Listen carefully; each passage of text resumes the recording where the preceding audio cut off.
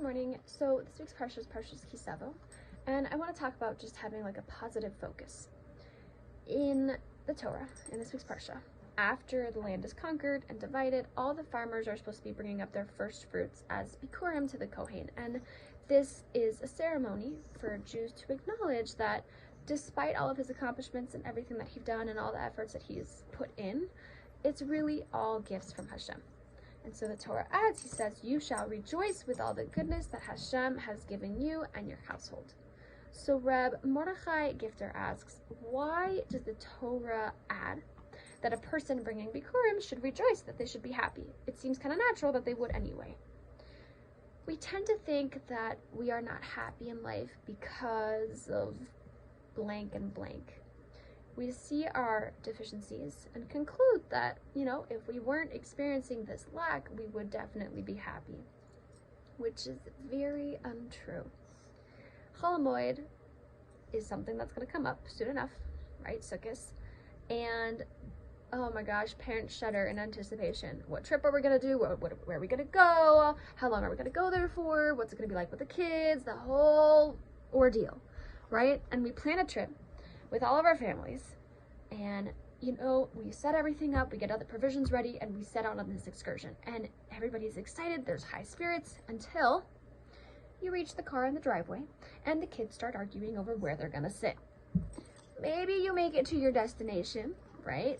But you decline a child's request for a drink or a candy or a prize, and misery sets in. The child is thoroughly dejected and his day is turned black, right? The same thing can happen when we make a simcha. Take, for example, a wedding of a child, right? After much preparation and effort, the big day finally arrives. The mechutenim approach and they demand an extra bracha for one of their rabbis that just showed up. Or maybe the makeup artist cancels. Or the caterer says that the silver tablecloths that you were going to use are ruined and they can't use them, so there's only like green and red and yellow left, right? The Sephir deficiency is upfront, and it's bold, and it's mega-sized, and we kind of lose ourselves in the misery. The Torah understands human nature.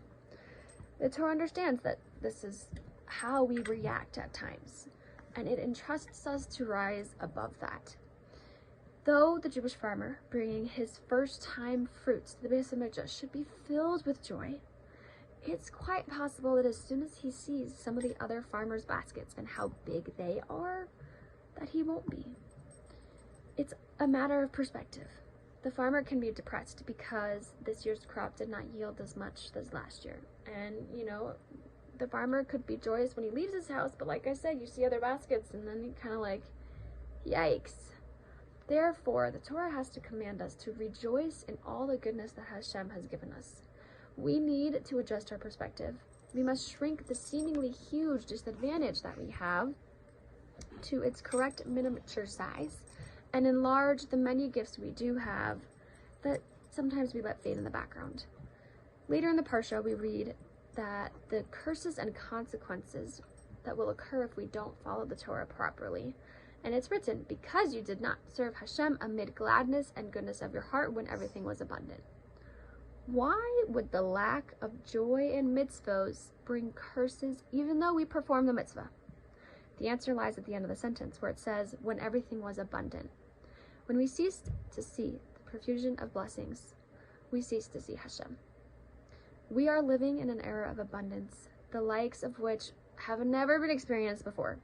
And even though struggling with financial difficulties, do not have the fear of yesteryear, will my child go to bed hungry? Yet we allow our blessings to go kind of unnoticed, and instead of gratitude to Hashem, we have complaints. The greatest gift Hashem gave us is the Torah. Our lives are more meaningful and joyous because of it. If we do not view the Torah with this outlook, if we don't demonstrate it to our children, the joy of life and the mitzvos, the consequences are catastrophic. We are blessed, and we just need to count those blessings.